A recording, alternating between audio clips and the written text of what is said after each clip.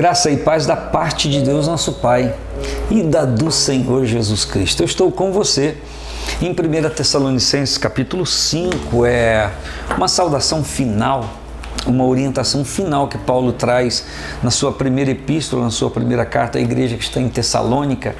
E eu compartilhei com você no último sábado sobre reconhecimento da igreja aos obreiros, e no versículo 14 e 15 de 1 Tessalonicenses 5 diz: rogamo-vos também, irmãos, que admoesteis os desordeiros, consoleis os de pouco ânimo, sustenteis os fracos e sejais paciente com todos. Vede que ninguém dê a outro mal por mal, mas segui sempre o bem, tanto uns para com os outros como com todos, como para com todos. Interessante que quando Paulo começa a se despedir da igreja nessa primeira carta, como falei no sábado, ele está falando sobre a consideração, sobre a grande estima e amor que a igreja deve ter por aqueles que ministram sobre a igreja no Senhor. E ele diz para ter grande estima. Mas agora no versículo 14, ele ainda se dirigindo à igreja, ele diz: rogamo-vos também, irmãos, ou seja, além de fazer aquilo que eu já disse, eu rogo também a vocês que admoesteis os desordeiros, consoleis os de pouco ânimo, sustenteis os fracos e sejais pacientes para com todos. O que Paulo está dizendo aqui é que os desordeiros precisam ser exortados, corrigidos, que os de pouco ânimo precisam ser consolados no sentido de ser fortalecidos, despertados, que os fracos precisam ser alimentados, sustentados com a comunhão para que se fortaleçam, e que todos indistintamente precisam ter a paciência, a compreensão de um para com o outro. Então, essas orientações vêm sim da palavra de Deus para a igreja. O que é um desordeiro? Aquele que não só se opõe à ordem, aqueles princípios que não devem ser deixados de praticar, mas que ao contrário, não só se opõe, mas pratica o contrário. Que a Bíblia está falando que essas pessoas precisam ser corrigidas. Quando há no ambiente de trabalho alguém faltoso que não sofre uma sanção, há normalmente por parte dos outros ou de alguns outros um enfraquecimento também. Algumas pessoas deixam de ser caprichosas, zelosas com algumas coisas por conta de outros que igualmente fazem e pressupostamente diz: ninguém está fazendo nada, todo mundo está vendo, ninguém está fazendo nada. Não, e essa pessoa não deveria deixar de andar corretamente porque alguém fez algo errado e não foi aparentemente corrigido. Deveria continuar fazendo correto, porque quando eu critico alguém que fez algo errado e critico o líder que não corrigiu, e vou e faço o mesmo que eu estava criticando, eu estou me colocando igualmente no mesmo erro e passível da correção. E na verdade pode ter outra pessoa me olhando e quando eu não sou corrigido, igualmente agir da mesma maneira. Olha que bagunça que isso vai ser. Isso não é sustentável numa casa, não é sustentável em meio à família, não é sustentável no trabalho e muito menos na igreja. Então, a Bíblia dá margem para disciplina, dá margem para correção, porque na verdade em Hebreus 12 o próprio escritor diz que Deus corrige a quem ama e açoita, porque Ele quer que a pessoa se conserte, que a pessoa melhore.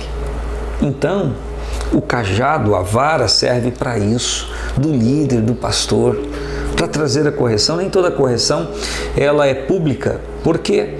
Porque também o escândalo não foi tão público. Quando é público, se há necessidade de se fazer. Mas na maioria das vezes não, e também nesse tempo por conta de algumas leis e algumas coisas. Então se exerce a disciplina, a demonstração dos desordeiros, mas se evita propagar para não trazer vexame, para não trazer tristeza, enfim, e ainda para alimentar aquela pessoa. Mas eu quero lhe dizer que a igreja ainda é uma comunidade, e o ensino bíblico ainda vem para consolar aquele que está com pouco ânimo, vem para sustentar aquele que está enfraquecido e vem no relacionamento exercitar a paciência para com todos os irmãos. Ou seja, a mesma misericórdia que eu recebi, eu pratico. A mesma misericórdia que eu gostaria de ter em determinada circunstância, eu vou igualmente exercê-la. E finalmente no versículos 15 Paulo diz: vede que ninguém dê a outro mal por mal. Recebi o mal, devolvo. Você sabe que ninguém devolve na mesma intensidade. Devolve numa intensidade muito maior. Por conta de, quando alguém devolve o mal que recebeu, não devolve com paz no coração. A maioria das vezes devolve com ira, com raiva, com ressentimento, trincando os dentes, com ódio, com muitos sentimentos outros. Então, a intensidade tende a ser muito maior. Mas a Bíblia está dizendo que ninguém dê a outro mal por mal, mas seguir sempre o bem, uns para com os outros, como também para com todos. Então, não só para aquele que falhou, não só para aquele que agiu de forma incorreta, mas para com todos a gente ser cuidadoso, nos envolvermos, termos calma e desejarmos sempre o bem. Essa condição de desejar sempre o bem faz parte do fruto do Espírito em Gálatas 5:22, quando fala da benignidade, que é a condição de uma pessoa desejar sempre o bem a outra pessoa e não o mal. E está em foco aqui não somente desejar só o bem e não o mal, que vai além de um ato de bondade, mas que vem do coração. A benignidade vem do grego krestotes ou cheristotes, que quer dizer, ou que significa não querer magoar ninguém nem lhe provocar dor.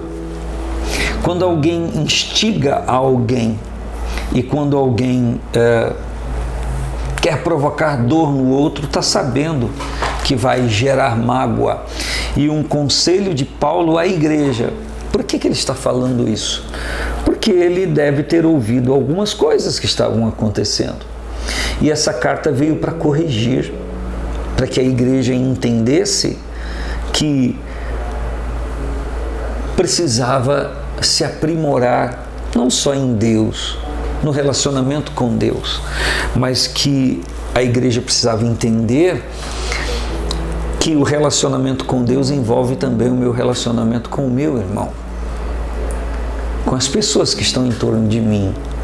E eu não me relaciono na fé apenas com Deus, mas o relacionamento com os irmãos retrata o relacionamento que eu já tenho com Deus.